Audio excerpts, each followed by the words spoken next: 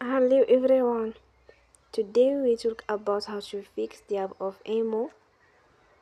We will go to settings, then we click on apps. After that we will search the app Emo and we click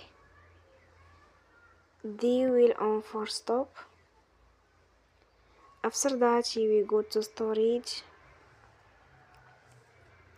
Then we click on clear cache. In the end, you will turn your Wi-Fi and you will turn again. Don't forget to support us by like and subscribe. See you next time and thank you for watching.